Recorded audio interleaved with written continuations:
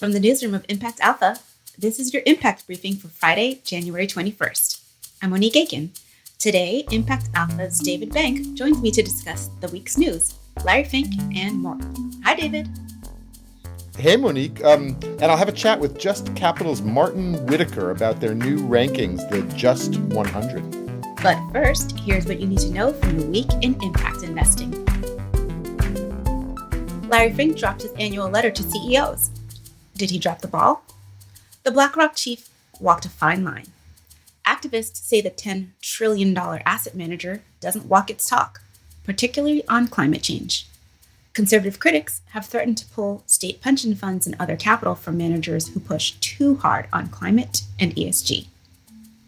Fink did stake out his support for stakeholder capitalism and outlined plans to let big institutional investors vote their own shares on shareholder resolutions this spring. In the brief, Jessica Pothering wrote about an innovative finance facility for water in Kenya. KIFFWA is providing catalytic pre-construction financing for clean water and sanitation infrastructure, like small pipelines and water treatment plants. Commercial capital is available for projects that are ready to go. The gap is in getting them ready. And One World's Scott Saslow asked whether impact venture capital funds outperform traditional VC. Saslow sorted through the data and found that the answer is yes, no, and maybe. Check out Impact Alpha for the details. In climate funding news, Energy Impact Partners raised $200 million to invest in tech that can decarbonize heavy industries like steel and cement.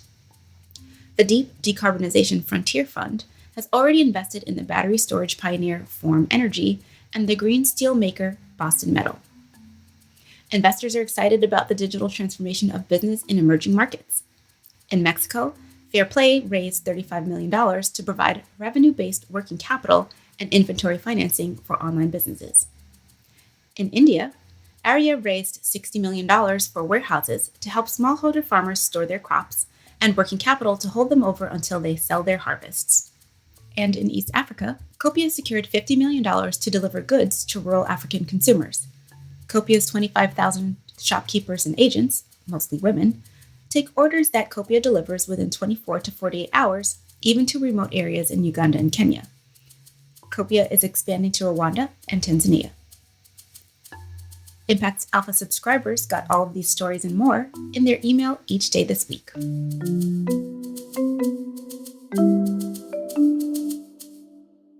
All right, David, what was the buzz in the Impact Alpha newsroom this week? Well, I mean, it had to be Larry Fink's letter, as you mentioned. It landed with kind of a thud. We tried to take the angle that, the fact that his take on stakeholder capitalism and climate risk and all that has become so mainstream that he sort of didn't quite get the reaction that he used to get. But we got taken to task by some readers who said we're letting him off too easy, and really you gotta start holding BlackRock more accountable for, as you said, walking the talk. And I think not just BlackRock. Let's hold everyone accountable. This is not the time to be pulling punches, is it? No, and I think that's what sort of is gonna emerge here, and BlackRock certainly be in the hot seat as the proxy votes and shareholder meetings roll out later this year, particularly on climate, but also on things like working conditions and disclosure of various things, even things like public benefit corporations, which he's ostensibly in favor of, and there's going to be a bunch of resolutions asking companies to consider changing their charters to codify their social commitments. Well, I think the governance documents, to the degree that they've held us back, needs to change. If regulation holds us back from doing what's right, that needs to change. I think we're all in agreement there. Yeah, absolutely. One of the other stories we like to see was about BlocPower. Danelle Baird, the CEO, has been a guest on this podcast, and they secured $30 million this week for their energy retrofit work. So they take old buildings, city buildings and others, and electrify them and insulate them and everything like that, and includes a citywide partnership in Ithaca, New York. It really hits on two kind of systemic risks: climate change and income inequality. You talk a lot about systemic risk in your day job at TIP, no? I do, and I love to see what they're doing at BlocPower, and we need to have this kind of change happening at all levels, local as well as at countrywide scale. So, yes, my day job talks a lot about systemic risk, and we released our own report last week, Systemic Stewardship Investing to Address Income Inequality. And this guide shows how investors can protect and enhance the long term value of their assets while acting as stewards of underlying social and environmental systems. This is what we need to be thinking about these days. Yeah, we'll have more on that report in the brief next week. But thinking about sort of systemic risks and stewardship, we did catch up with Martin Whittaker of Just Capital. They've just released the Just 100 to ask him just what the Just 100 rankings are ranking.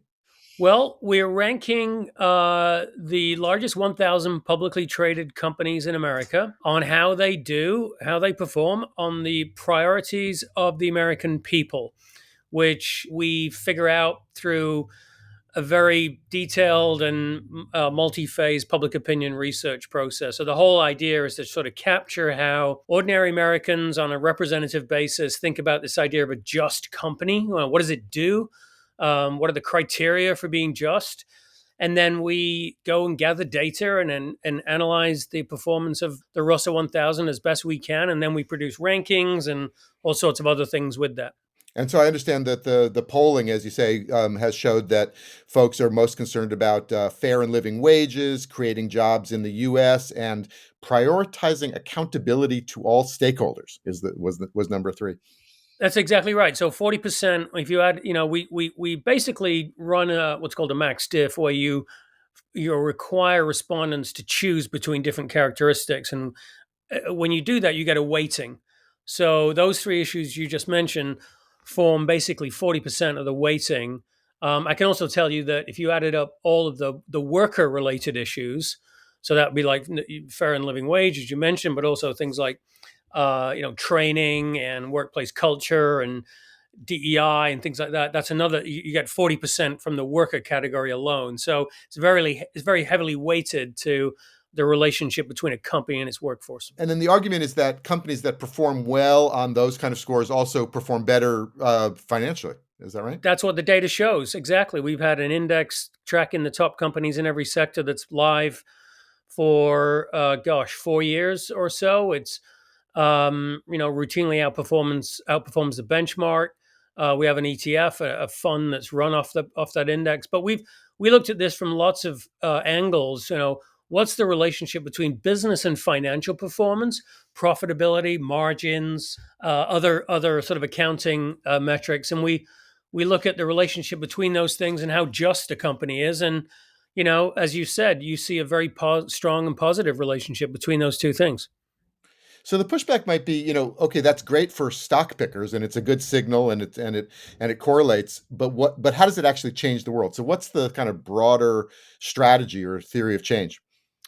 Well, it's basically to incentivize companies to be more just. If you have a system whereby companies are incentivized to invest in their workers, support healthy communities, create good jobs, and so on, so on and so forth, that's creates a race to the top. What you do is then you engage the private sector, which is multiple times the size of of government, and certainly orders of magnitude greater than the philanthropic industry. You get business working to solve our problems, not make them worse.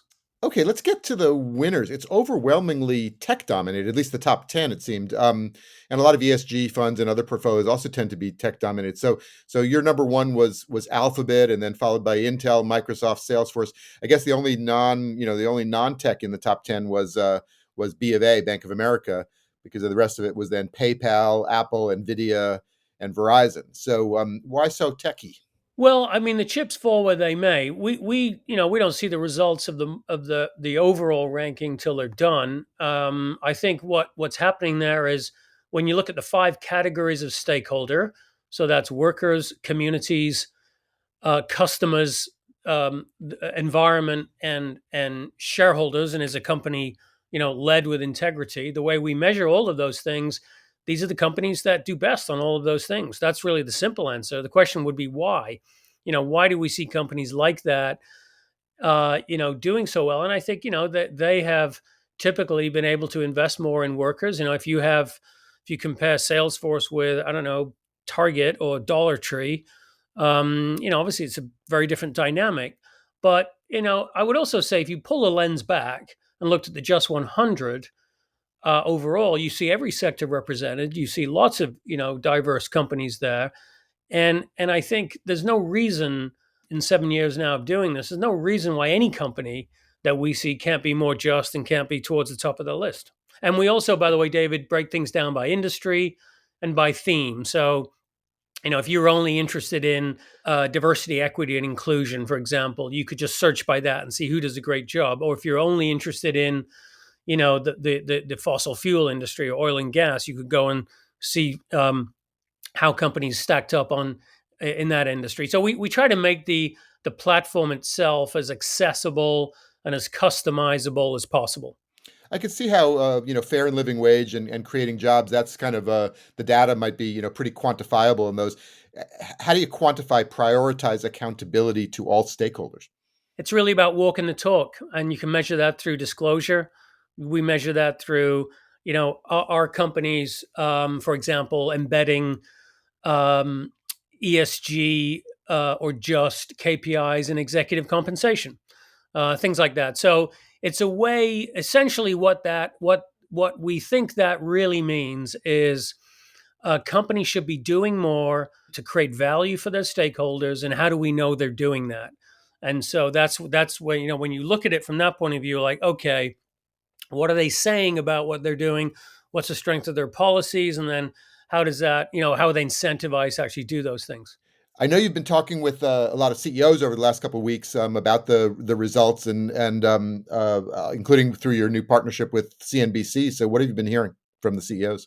Well, the CEOs, I think everybody is recognizing that this is now the key to being successful in business. Stakeholder value creation is all about being a successful company, competing domestically and internationally, and creating value for shareholders. So the whole partnership with CNBC sort of recognizes that, if you're in business or in finance, you can't ignore this. And I think the CEOs now are at a point where they're really trying to tell a company story. They're really trying to respond to critics. There's a lot of cynicism around ESG as to whether it's all greenwashing, whether companies are even doing anything, or whether it's just woke politics. Companies shouldn't be involving themselves in sort of social issues.